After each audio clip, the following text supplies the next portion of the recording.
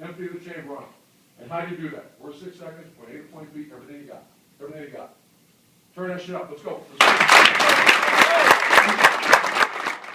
Welcome to the Morning Scoop World Order. We are deep into August. It is Tuesday, August 16th. It is the final week in the hotel for the team. The team is all jazzed up. They had a very spirited scrimmage on Saturday. They named the captains after the scrimmage. They handed out the Block O jersey to Cam Babb.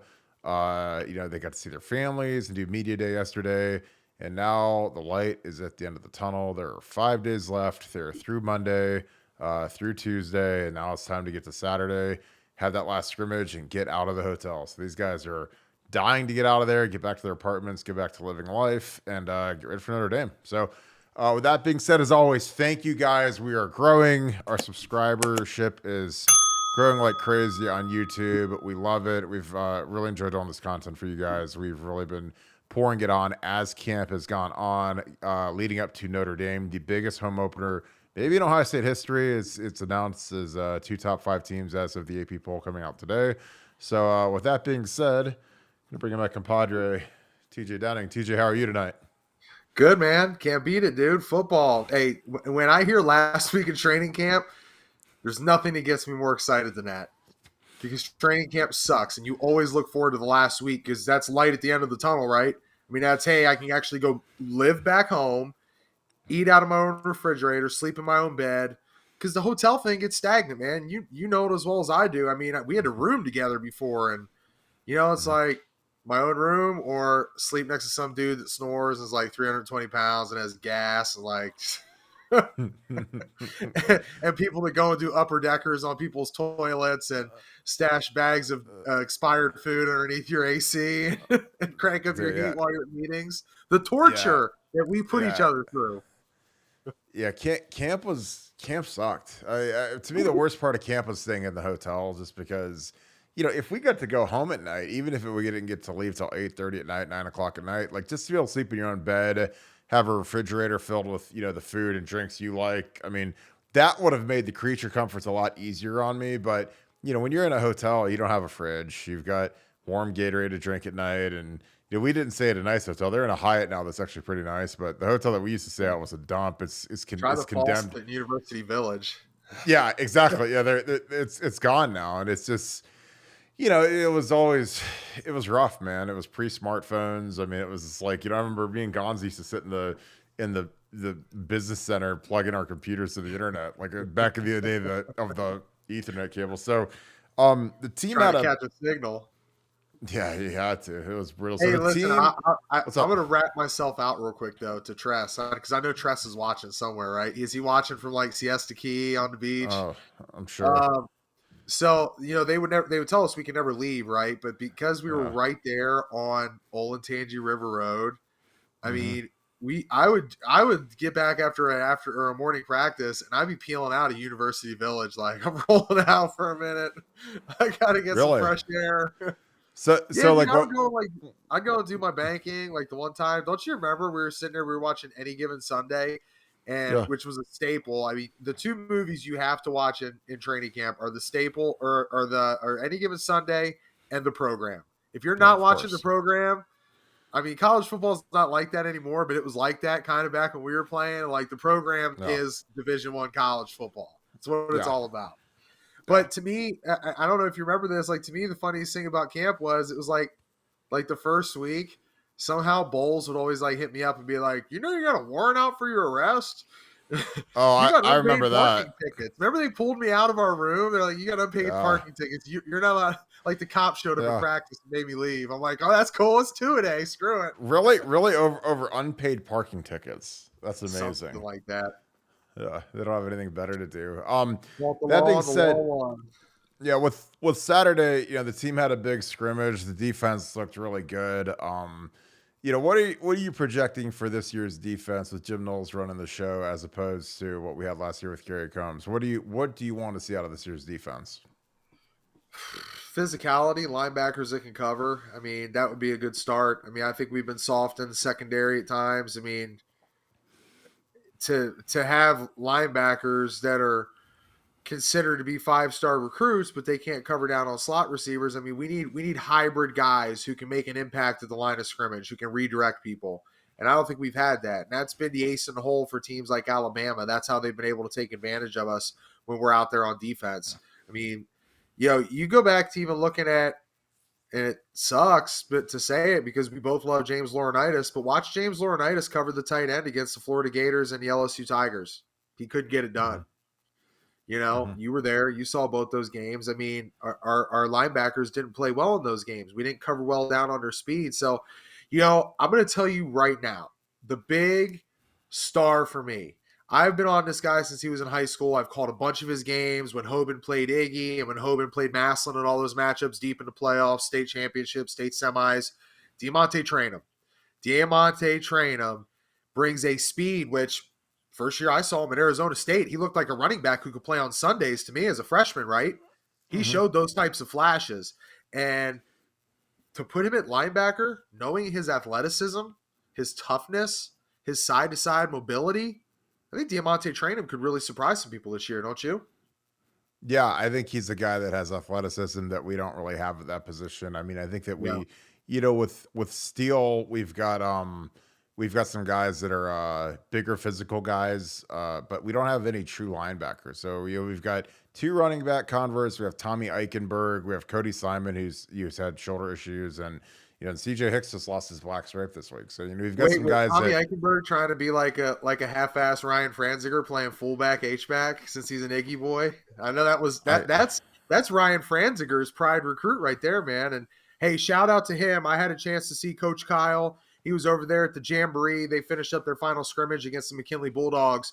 And shout out to Coach Kyle, man. That's a legendary coaching career. Think about the guys that he turned out. Our boy, maybe the greatest center outside of Nick Mangold, we'll give him that. LaCharles Bentley, he wasn't highly recruited coming out of Ignatius, but he went down there and he had some physical battles with Kenny Peterson and those guys, had some great teams under Chuck Kyle. LaCharles Bentley, you think about even a walk-on guy like Ryan Franziger. He's a guy that he earned his stripes. He got his scholarship by his 5th year. He played on every special teams. Ryan Franziger was a walk-on that we respected. And, hey, I'm glad to see that the diocese or whatever you would call it, that they put St. Ignatius into the hands of Ryan Franziger, because I don't think there's anybody else out there that could take those keys from Chico Kyle and run it like Franny does. So shout out to Franny. But I expect big things from Tommy Eichenberg. Yeah, I think that there's been a little bit of a curse with Ignatius linebackers that we've had in the last 5-6 years, guys that have been Kyle Berger, guys that are really heralded guys that had some significant injuries. It's been a little bit of a curse. We had a really good tight end there that didn't make it. He got medical DQ'd. It's some great kids. Blake Thomas, great kid. But I'm just, the physically. Curse of John Kerr. The curse of John and Josh Kerr. Honestly, John might be the last one that was productive on defense that I can think. Well, no, we had the D tackle Draymond. Draymond Jones is really good. But yes. So is Franzinger the head coach now at St. Ignatius? Yes, sir. Wow, that's amazing. That's incredible. That's awesome. Yeah, so really good. Chuck Kyle, I believe, walks away with maybe 11 state championships over like a 30-ish year period. I don't know the exact numbers, but he's been a staple up there. It's at least 30 or 35 years. So, and Franny has been his defensive coordinator, which Franny graduated with me. He's back here on one of these pictures with my recruiting, or the guys that finished with me and graduated with me. Like we talked about David Patterson the other day. I hope everybody liked our sloppiest body post. David Patterson definitely won it for me, Mr. Top Heavy. But, part of my class that I finished with was a guy like John Kerr, who you mentioned. Think about John Kerr and what he did. He took the transfer the hard way. When I say the hard way on the dice game, man, like our boy Anthony Gonzalez does it, right? You had to sit out 2 years when he transferred from Indiana. That's how bad he wanted to be a Buckeye. He was Division I Defensive Player of the Year coming out of high school, got no respect from Ohio State, earned it the hard way, balled out at Indiana, had mad tackles against Maurice Claret in 02, sat out 2 years just to be able to play for the Bucks, and he ended up, like you said, he produced for us. But, graduating with him, graduating with Franny, getting to graduate with 2 Iggy guys, and like we talked about last week, got to beat up on that Pat Massey Iggy boy up there in Ann Arbor, so you always got to love that. Oh, yeah, that was a good day. What the final week of campus here. Yeah, it was an amazing day. The final week of camp is here. Offensively, heading into Notre Dame, TJ, what do you want to see out of this year's team? There's 3 weeks left before we play those guys. What are you looking for? What do you want to see out of the offensive line? What developments do you want to see? I mean, you'd like to see some cohesion by now. I know it's tough because training camp isn't what it used to be. I think did we have a solid 4 weeks back when we played? 2 days? Yeah, I think we did 4 weeks Yeah. of 2-a-days, right? Yeah, so Yeah. we had 2 full weeks of 2-a-days, then we had a Jersey scrimmage, then we had the final scrimmage. It was like, if you don't have any coercion by then or cohesion by then, knowing that you went through spring ball, all those different things you do to kind of get ready in the summer conditioning, being together as a team. If you don't come out against Notre Dame and play fast, play with the same type of tempo that you did against Utah in the Rose Bowl, then I think it's not a productive day. It's not enough probably to just go out and beat Notre Dame by 7. I think you need to prove a point. If you're ranked, top 3 in the country, you're expected to come out there at home and set the tone early. Now, I think C.J. Stroud, you're not going to have any letdown from him. I think he's the type of guy that's so dialed in. You don't seem, I don't follow as much of those guys down there on Instagram and Twitter and their social media, so I don't know. I'm sure guys are out there when they're having fun, they're posting pictures, but I'm sure they're pretty tight on stuff too. I mean, Coach Tress got me. I was hanging out with some softball girls over there at the beer stew with 2 Miller Lights in my hand, and he got me. That was like social media. It wasn't even social media back then. He's like, I'm gonna need you to take down that picture like right now. Like, all right, Tress, delete. Yeah. You probably didn't even have it on your phone. He I to bet. be a wild dude, right? I mean, CJ's not doing a whole lot out there, is he?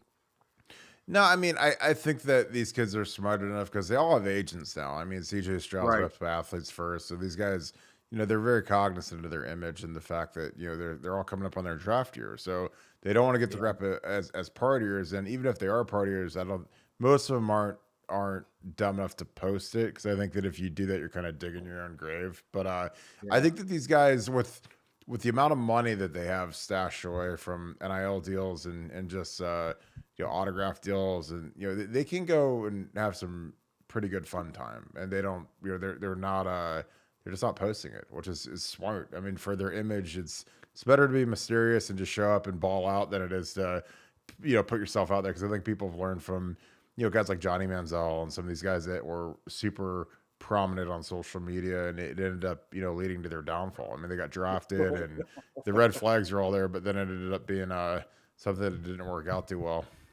Dude, I had NIL money before it was NIL, man, and I was acting a fool in Columbus. That's the greatest city on the planet, man. I mean, outside of Vegas, you get when you get the keys to the city in Columbus, that's the crazy thing, man.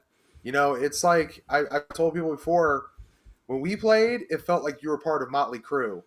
Like when you were cruising through town, anywhere you went, you were treated like a celebrity. All the clubs opened up, all the bars, all the people. I mean, they just kind of took to you. And Columbus is always special because you have the city and then you have the university right next to it. So it's a mesh point right there as you just roll down High Street. And there's so many great things, so many great suburb cities that wrap around 270. Man, if you can't have fun in Columbus, you ain't gonna have fun nowhere. I'll tell you that.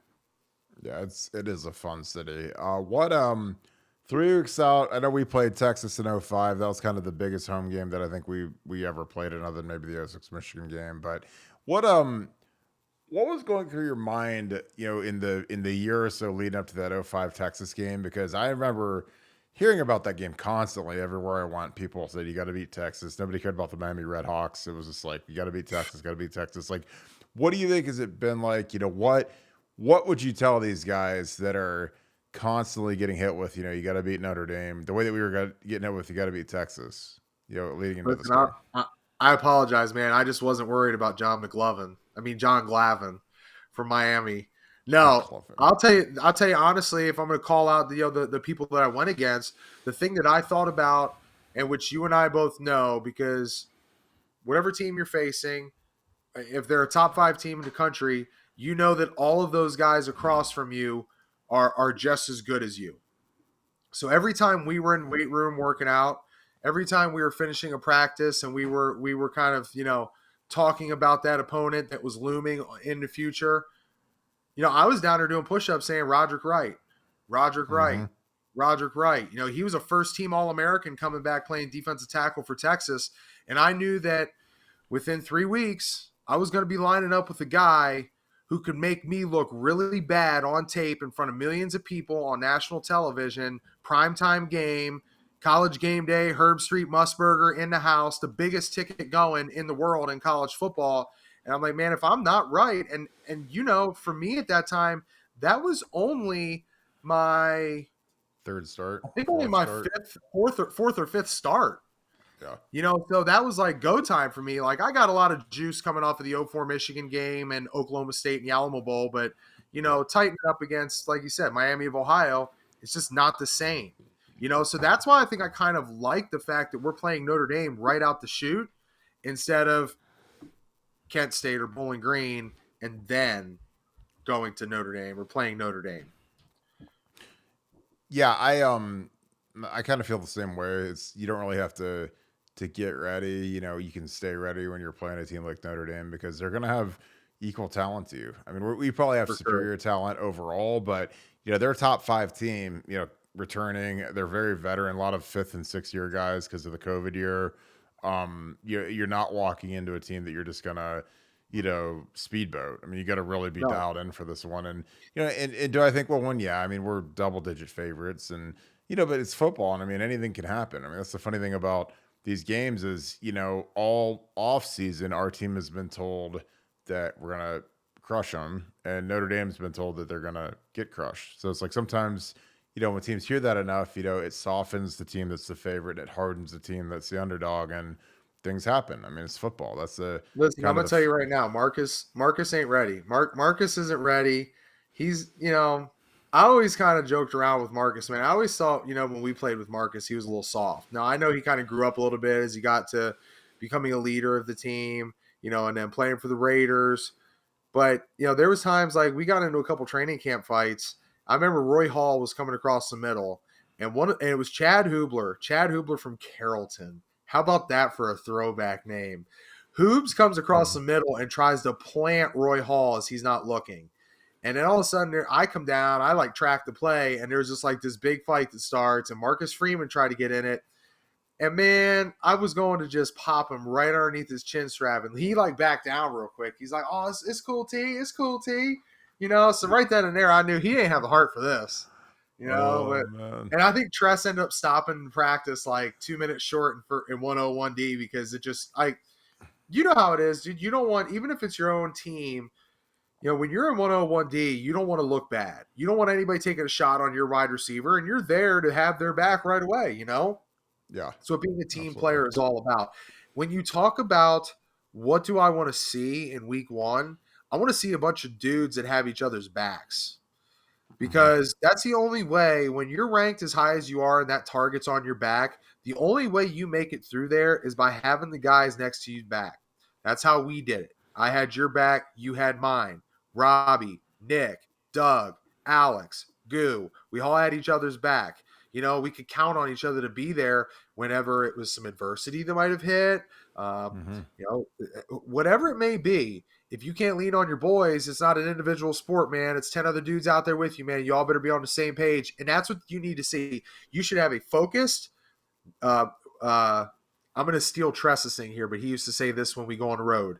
Mistake-free, opportunistic offense. We need mistake-free, opportunistic offense against Notre Dame. That is very conservative and trustful of you. I think we need. I mean, I'm not saying run 46 Dave up and down the field. I mean, I still want to pass the ball. We don't even pull guards anymore, let alone run 46. My God, we didn't pull a guard a single time last year. I swear to God, we didn't. I mean, unless it was for like a pin play, we didn't have an interior pull. Not that I can remember, but we did. I don't think we ran 46 a single time last year, which is insane. And it seems like the running philosophies and schemes are now aimed at what? You're just trying to hold the defensive end. No, you're just working off of that defensive end. Now, speaking of defensive ends, I can kind of reverse this role for you because I may have underestimated Trevor Laws and our boy Derek Landry, who were playing guard for Notre Dame when we played them. But I know that at least for those 3 to 4 weeks leading up to that Notre Dame game, I bet you were thinking about Victor Abumeri a lot because he was one of the best defensive ends in the country. Oh yeah, he was a second round pick. I mean, he was the guy that was kind of the highlighted guy on their defense. Right, He was the right. guy. I mean, Obviously, Zibikowski, that was it. To yeah, me. Zibikowski was because he was a Golden Gloves boxer, and Trevor Lawrence ended up going, I think, in like the third round. He actually had a decent. He went He played decently like 5 high. or 6 with the Eagles, I think. Yeah, but no, it's just. But It's you just think natural. about those guys because that matchup's looming, man, and that dude can embarrass you, man, and you don't want to get embarrassed on national TV. You don't want to be the weak link when you step out there. Especially the position you guys are in at tackle when you're on that island against a guy that can beat you around the corner. He can up and under you. He can go right through you because Victor had that type of size. You think about that, man, and that's the type of stuff that keeps you up at night, man, because it's coming. But if you're prepared like we were and we were confident, other than a couple times when he spun inside, I was probably supposed to have your back, man, but I think he might have leaked on me a little bit. Oh, Victor? I don't think Victor I got think through there at was all. one time in that game that I was late because I was helping Nick set on Derek Landry, who Derek played like 6, 7, 8 years with the Chargers, Yeah. and I think I was helping Nick set up on Derek Landry, and I think your boy Victor hit you with that spin. But it was supposed to be a river, so I was supposed to be watching your inside gap. I wasn't supposed to be looking down to the left, so I actually got a missed assignment on it. No, it's all good, man. Yeah, he didn't. I don't think he was a spinner. He was a slower guy. He was more of like a slower power guy. I was just glad that I missed the year before because the year before they had Justin Tuck, and thank God I missed that because that guy was way better than Victor I Abumeri. didn't realize that we were so close in age to Justin Tuck. Yeah, I think he might be your age. I think he might have been your age and left the league. He left a year early. I know that. So either he's a year older than you or he's your age. But I know that he took off after either 3 or 4 years at Notre Dame. So wrapping this up, your thoughts for this last week of camp? What do these guys got to get done? What's your feeling when you get to Saturday at like noon and the scrimmage is over? How are you feeling about then, big dog? I'll be going to pour myself a little cocktail. Camp days is over. You got the banjo out. I'm stuck in Columbus prison, and time keeps dragging on. I thought you were going to pull out a harmonica and start to harmonize with me. Nah, I'm pulling out energy drink, man. Here's the biggest thing. You make it this far, you just want to stay injury free because you do not want to go into week 1 game prep week dealing with like a dislocated finger or like a hip pointer or a pulled hamstring. You've made it through a conditioning test. You made it through summer conditioning, then conditioning test. You made it through the first 3 weeks of camp, your big scrimmages. The last thing you want is to do something stupid like get some turf toe or like Liz Frank or something like what Santonio had like right in the last week of training camp. You want to come out of training camp and be 100%. Nobody ever is just because it's a grinder. But you just don't want to have any stupid injury like a dislocated thumb that's going to nag you for like the next 10 weeks. Yeah, absolutely. No, I totally agree, man. Well, dude, I appreciate you, big dog. We're going to do this again probably in a day or two. So you have a good one, brother. Wrap this thing up. We got the scoop is growing like crazy, guys. You got to get on it. We are really cranking it up. We are having a good time on here. Our board is exploding. We had a great scrimmage nugget from the helping technician who had some people that were inside the shoe watching the scrimmage on Saturday. It was pretty accurate because Kevin Wilson was pretty angry about the interior of the offensive line. So was a helping technician. So I think there was a good correlation on that one. They're two good offensive line minds. But that being said, if you enjoyed this video, please give us a like, subscribe to our content, comment, what do we need to do to beat Notre Dame? Because that is going to be the challenge for Ryan Day and the boys. So that being said, thank you so much, Buckeye Nation. Thank you, Scoop family. I appreciate you guys so much. Have a great rest of your day. Go Bucks.